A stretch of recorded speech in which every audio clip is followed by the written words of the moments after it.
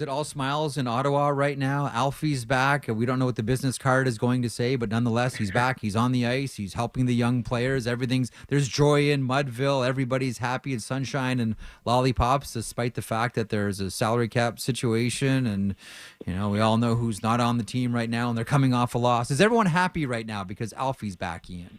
I'll tell you what, if you wanted a PR win on a day when, like you said, you could have easily focused on this. It's like, hey, look at this shiny thing over here, and it's Daniel Alfredsson. But Jeff, Daniel Alfredsson had not one but two awkward, messy departures, divorces, whatever you want to call it, from this organization. So for him to come back now a third time, and, what do you want to say, third time's a charm or whatever, there is absolutely a feeling of relief and joy in what do you call it? Yeah, it's like Mudville, right? Like the old baseball, Casey at the bat, and there's just that feeling here of all is right in the world again because the face of the franchise, the GOAT, is back where he kind of rightfully belongs. Now, the thing that I've wondered about here is, I think we're all wondering, what the official title is going to be. Steve Staios saying we're going to work through, whatever ends up being his title. We're going to figure out what that position is going to be here. And listen, you're there, and Alfredsson a lot better than I do. But just in the interactions that I've had with him and sort of watching how he maneuvers and knowing how he thinks a little bit, I think, Ian, it wouldn't surprise me if, and this is how I've sort of couched it, it wouldn't surprise me, Ian, if Alfredsson wants to wait to see how everything settles with this new ownership before he decides on what his title or role with the team is going to be. I mean, this is still a new owner. There's questions about various people at various levels in the organization. I don't know that it would it wouldn't surprise me if Alfredsson is sort of taking a wait and see approach to see where everybody ultimately lands before deciding on what his role is going to be. Do you agree or disagree with that? Yeah, I agree completely. I think even from your kind of 30,000 foot view from where you are, I think you got a pretty accurate read on it. Where I think there's some degree of fluidity here in Ottawa with a new ownership. You don't know where it's going to go. So why paint yourself into a specific position or a role? Right. The way Steve Staios explained it to us this morning, Jeff, is he basically said it's like a hybrid between coaching and player development. And what I thought was interesting is Steve Staios said, look, I've met with Alfredsson, and his eyes kind of lit up when I suggested to him, would you be open to coming and working with our players on the ice? So I think that ultimately seems to be what's his passion. And I've had some good conversations with him. Like, I don't think he wants to go at this point, I don't think he wants to go like the Marty St. Louis role. I think Alfredsson knows, like, to do that means you got to get into the office at, you're the guy putting the coffee on at 4:45 or 5 in the morning, and you're there till midnight. And I don't know that part appeals to him, but working with the players appeals to him. Being a sounding board appeals to him. Helping out with tactics and strategy. And I think if you talk to, Paul McLean or Dave Cameron or, anybody that Alfredsson had as a coach, they would probably tell you pretty quickly, that guy was never afraid to share his opinion on strategy and tactics. And I think he always kind of had a little bit of the coach's brain, so to speak, as a player. And I think you'll see that kind of come out here in this role. Do you think this was inevitable? That one day, regardless of which ownership group ultimately won the bidding process and became the new owners, whether it was, Ann Lauer or, Snoop Dogg, whoever's group, that there was going to be a role for Daniel Alfredsson no matter who the owner was in Ottawa? Yeah, I do. I do firmly believe that. And I think that's a big reason why, Jeff, if you go back to the entire sale process and at the time when there was 4, 5, 6 kind of potential serious bidders, like Daniel Alfredsson never aligned himself with one of them, right? Like he was always like, I'll wait to see who wins and then I'll sort of reach out. And I think he knew he was kind of dealing from a position of power and strength. Like what owner was going to come in and say, well, I don't need the greatest franchise icon ever to help me out here. It's an easy PR win. And yeah, I do think he was just sitting back. And he kind of said it with a chuckle today too, when we spoke to Alfredsson. Like he kind of talked about, the sale process kind of dragged out, and he kind of said it with a little bit of a chuckle that it, kind of took time for everything to settle. And I think it was probably tough for him because I think if you went back a year ago when this team was first put on the market in early November, I think he probably thought, well, by the summer of 2023, I'll know who the owner is and I'll have a role. And it really took him until, the middle of October. How's it been? I mean, I know it's only the one game against the Carolina Hurricanes, but how's it been with this new ownership group and Steve Staios coming in, which was, by the way, I think the only other worst kept secret maybe in the history of the NHL was Brian Burke leaving Anaheim for Toronto, but Steve Staios going to Ottawa was maybe, in this generation, the worst kept secret in hockey. How's it been, Ian?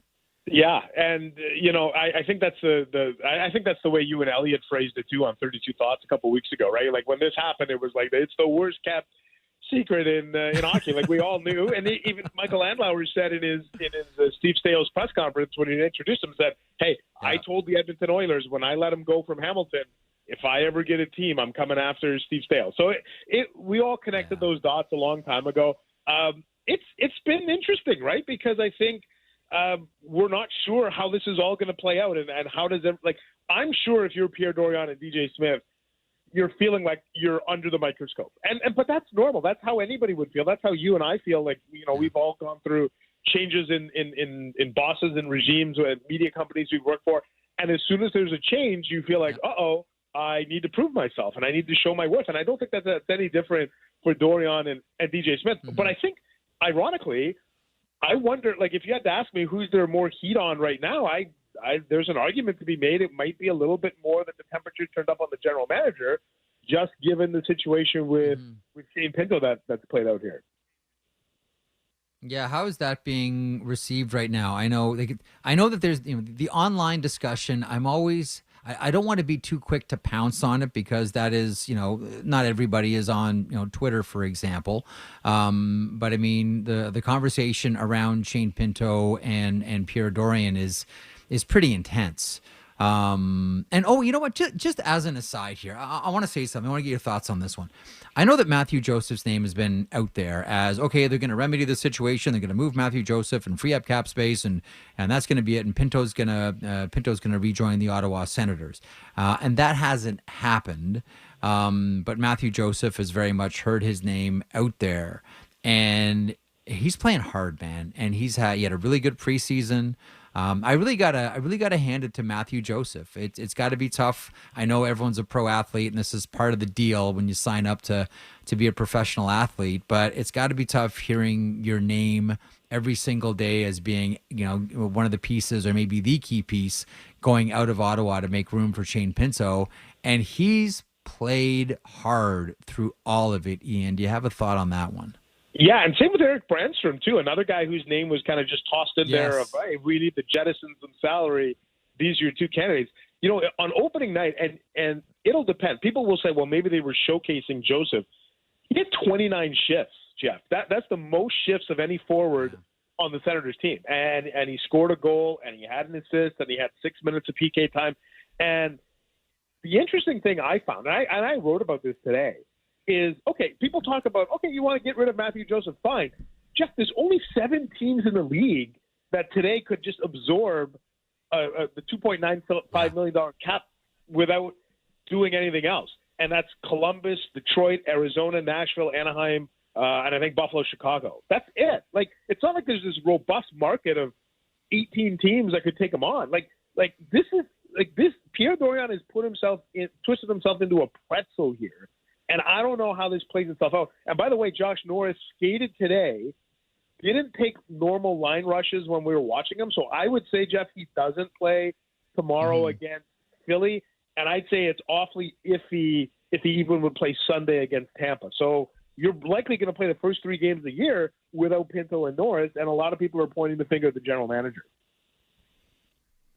I get it. I don't, and I understand this is a crucial year because, listen, Tampa isn't healthy, Florida isn't healthy, Boston just lost their top 2 centers, one of whom is going to the Hockey Hall of Fame, and it's like, okay, so there's an opportunity here for another team to jump up and grab one of these playoff spots. Buffalo, despite the setback last night against the Rangers, is going to be one of those teams. Detroit, despite the setback against New Jersey last night, is going to be one of those teams, and Ottawa is as well. and you're in no position to squander points. So I understand that. But having said that, I'd be so scared to rush Josh Norris at this point. Yeah. Just knowing how long you have him wrapped up, with the future. You know what I'm saying, Ian? Like, I understand the temptation. I get it, because no one thought we're going to head into this season and Ridley Gregg, bless him, was going to be your number 2 center behind Tim Stützle. But I would be really hesitant to rush this guy back into the lineup because you don't want to squander points early. I'd still look at the long game with this guy. Yeah, and you know, I think that they debated, do we put this guy on LTIR and put him out for 10 games? But to this point, they haven't, because they felt like he's close. I'm with you. And anytime you start training camp and a guy starts in a non-contact jersey, for me, that's always a red flag of, okay, like let's be super patient. Like, what's the point of rushing him back? And again, Jeff, if Shane Pinto is here, it really alleviates some of the stress around, okay, Norris isn't there. That's okay. Shane Pinto's here. He can absorb the number 2 center role for the short term, and then he'll slot back in the 3 spot. When you don't have both of them, that's where it becomes an issue. And that's where I think the situation becomes a little bit magnified in Ottawa. Mm-hmm. Let me ask you quickly on Vlad Tarasenko. I know it's just the one game audit for all these players, really. But I was texting with someone this morning who said, you know what, he can get away playing that game when he's, this is going to sound like a knock on St. Louis, but here we go, when he's hiding in St. Louis, but you can't play that kind of game in Canada. People will be all over you. I know it's just a one game audit. 13 minutes of ice time. Quick thought on Vlad Tarasenko. Yeah, he really was not noticeable. And look, it's one game, right? So let's just take a big deep breath and just give it some time. But I thought it was interesting already going into the game tomorrow. Now he's already switched lines, switched line mates. So he's going to play with Matthew Joseph tomorrow and Ridley Gregg. And I think a function of that, Jeff, is exactly what you pointed out, which is, hey, I think Matthew Joseph is going right now. Like he's moving his feet, and maybe that'll get Tarasenko going. So you're going to see Tarasenko with Matthew Joseph tomorrow, and I'm willing to give it some time for sure. But I think you're right. Like the scrutiny will come on, because I think a lot of people look at the signing of Tarasenko as you prioritize him over Pinto, and once you did that, you planted a flag into the ground. And so he better produce. And we got to be patient with him, but it's going to be an interesting storyline to follow for sure. Absolutely. You're the best. Ian, thanks as always for sharpening the pencil on this one. Enjoy the weekend. Listen, it's wonderful time in Ottawa right now, despite the setback against Carolina. New owner, Alfredsson back. Games against Philadelphia and Tampa on the horizon this weekend. Enjoy it, my friend. We'll check back soon. All right. Have a great weekend. Thanks for having me, Jeff.